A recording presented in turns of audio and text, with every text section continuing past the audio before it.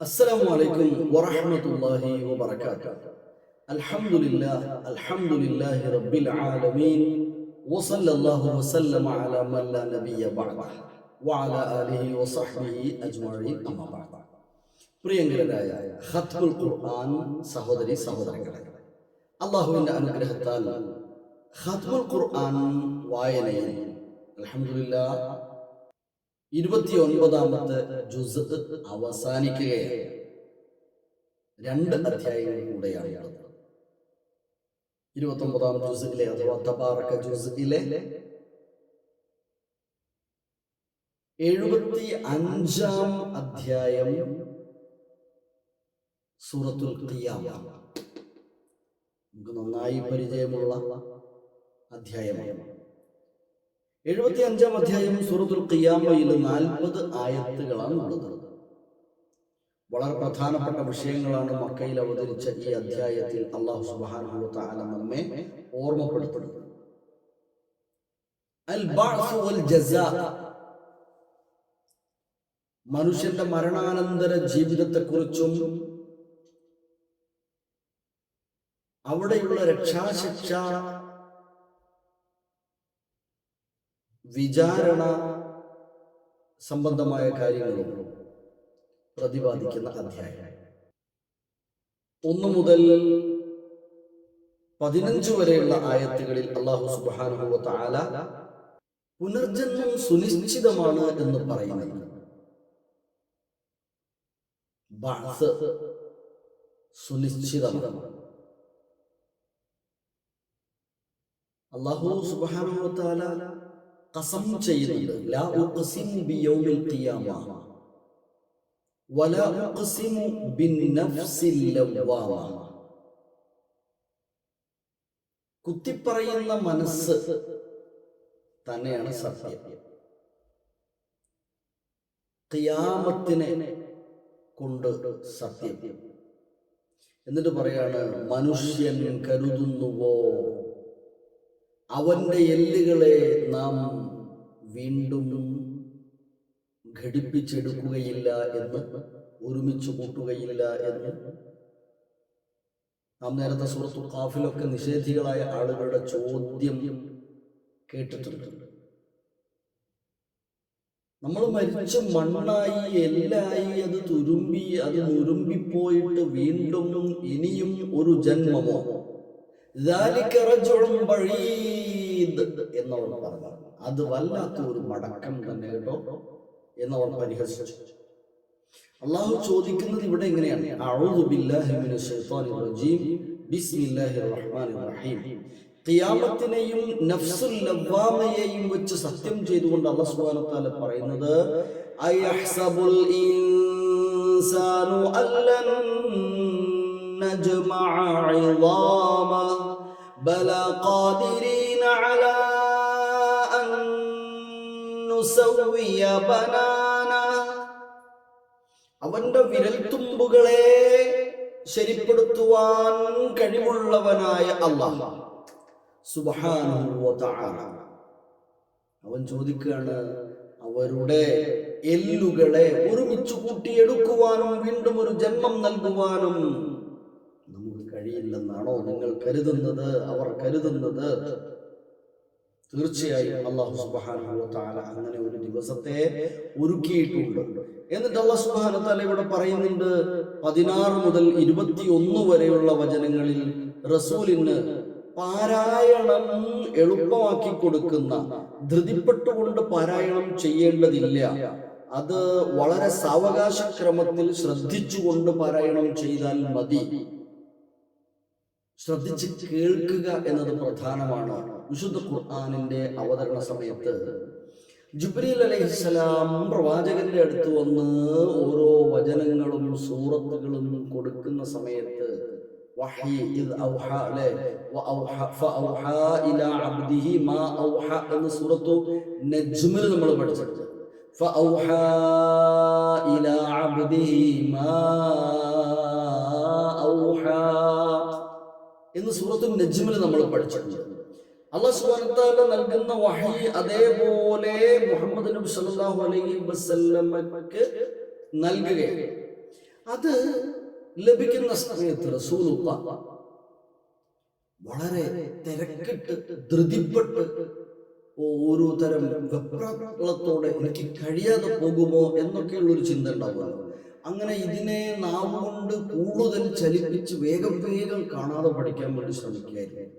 അങ്ങനെ അവിടെ അല്ലാഹു സുബ്ഹാനഹു വ തആല പറയാണ് പ്രവാചകൻ സല്ലല്ലാഹു അലൈഹി വസല്ലമയോട് 16-ാമത്തെ വചനം മുതൽ ലാ തുഹർരിക് ബിഹി ലിസാനക ലിതഅജല ബിഹി ഇന്ന അലൈനാ ജംഅഹു വഖുർആനഹു فإذا قرأناه فاتبع قرآنه ثم إن علينا بيانه എന്നിങ്ങനെ വിശദീകരിക്കുന്നുണ്ട്.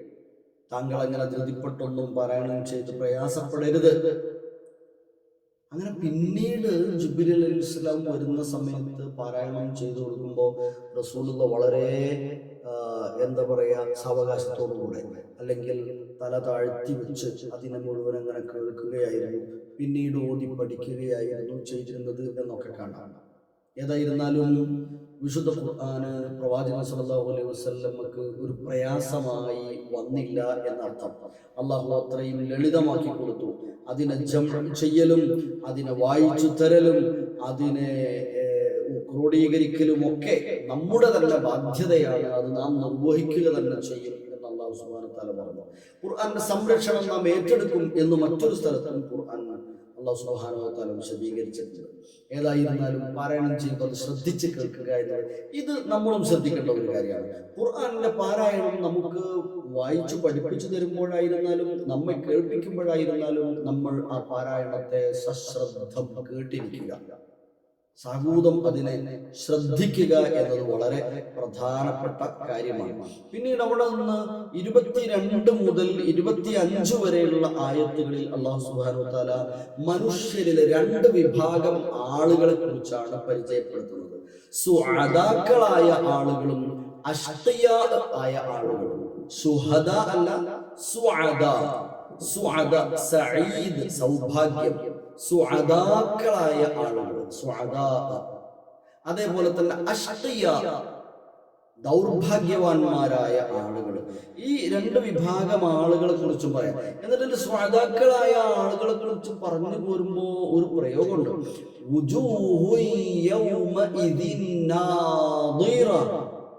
ശോഭയുള്ള വദനത്തിനുടമകളായ ഒരുപാട് ആളുകൾ. ചില ആളുകൾ അങ്ങനെ കാണാം, പ്രസന്നവദനരായിരിക്കും അവർ, സന്തോഷമുള്ള മുഖമായിരിക്കും അന്ന് അവരുടെ മുഖം. ഖിയാമത്ത് നാളിലെ 2 വിഭാഗം ആളുകൾ, അതിലൊന്ന് അങ്ങനെ വളരെ സന്തോഷത്തിന്റെ നിർവൃതിയടഞ്ഞ ആളുകളായിരിക്കും. അത് അവരുടെ മുഖത്ത് തന്നെ പ്രകടമാവും എന്നാണ്.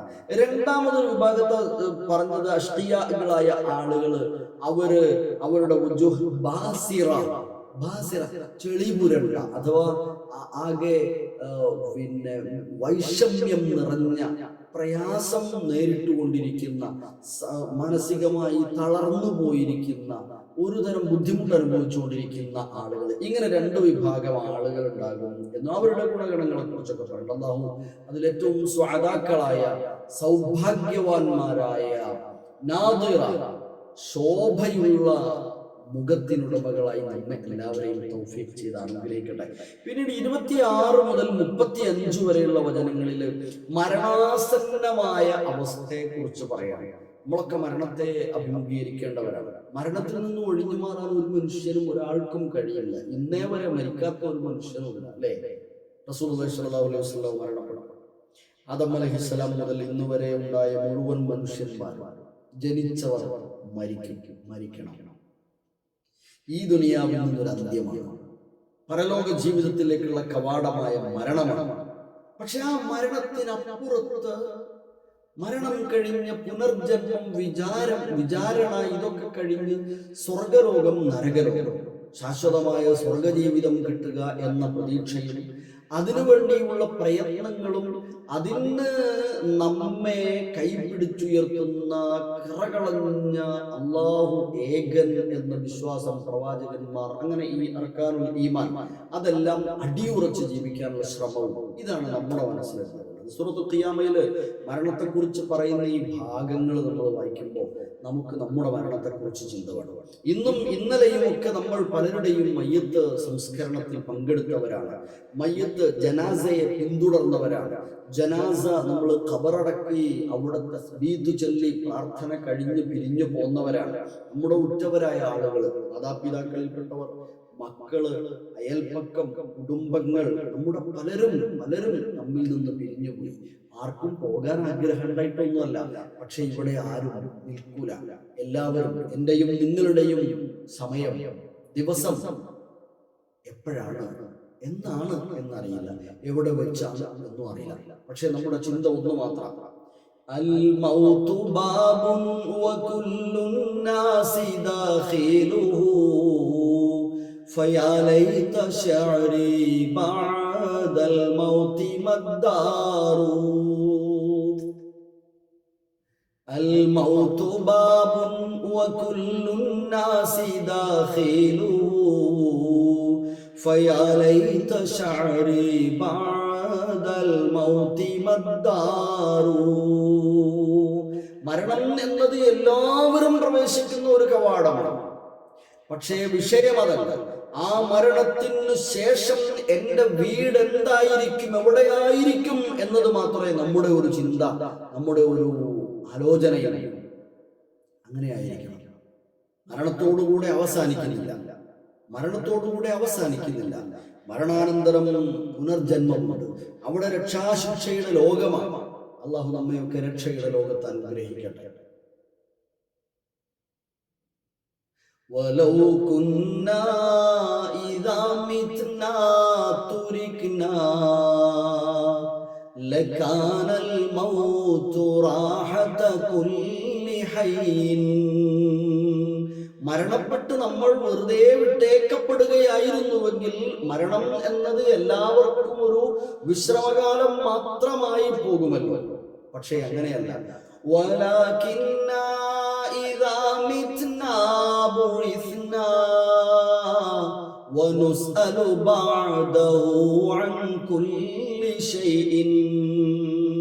മരണത്തിന് ശേഷം പുനർജന്മമുണ്ട്.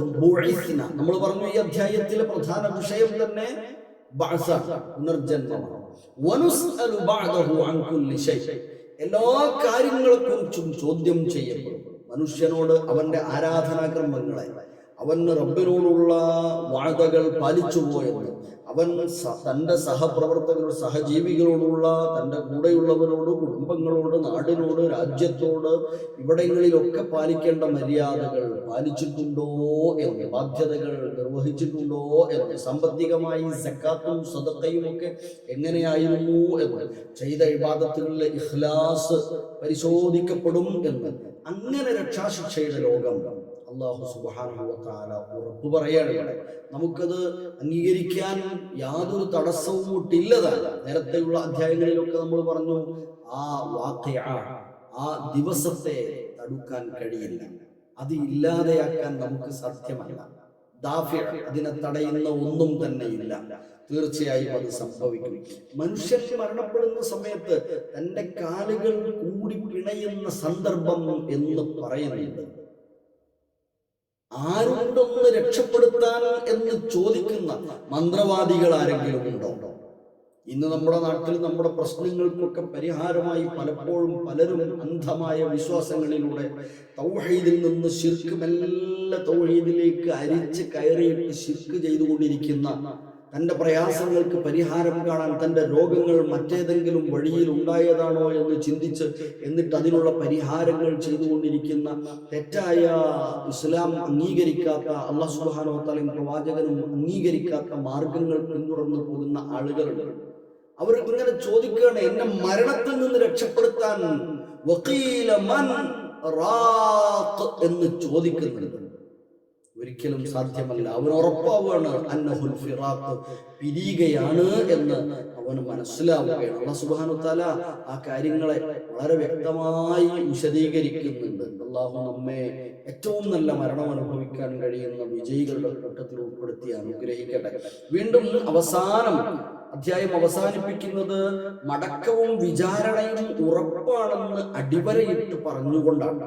അലൈസ ദാലിക ബിഖാദിരിൻ അലാ അൻ യുഹ്യിയൽ മൗത. അല്ലാഹു അനുഗ്രഹിക്കട്ടെ. മറ്റ് മുഴുവൻ ആയത്തുകളും ഞാൻ തുടക്കം മുതൽ അവസാനം വരെ ചെറിയ തോതിലൊന്ന് പറഞ്ഞു എന്നേ ഉള്ളൂ. വിശദമായ വായനയും പഠനവും നിങ്ങളുടെ ഭാഗത്ത് നിന്ന് തന്നെ ഉണ്ടാവണം. അല്ലാഹു അനുഗ്രഹിക്കട്ടെ. നമുക്ക് വന്നു പോകുന്ന എന്തെങ്കിലും തെറ്റുകുറ്റങ്ങൾ സംസാരത്തിലോ മറ്റോ വന്നു പോകുന്ന അബദ്ധങ്ങളോ പിഴവുകളോ ഉണ്ടെങ്കിൽ അല്ലാഹു നമുക്ക് എല്ലാവർക്കും പുറത്തും മാപ്പാക്കി തരട്ടെ. തിരുത്തപ്പെടുന്ന സാഹചര്യവും നൽകി അനുഗ്രഹിക്കട്ടെ. ആമീൻ. അസ്സലാമു അലൈക്കും വറഹ്മത്തുള്ളാഹി.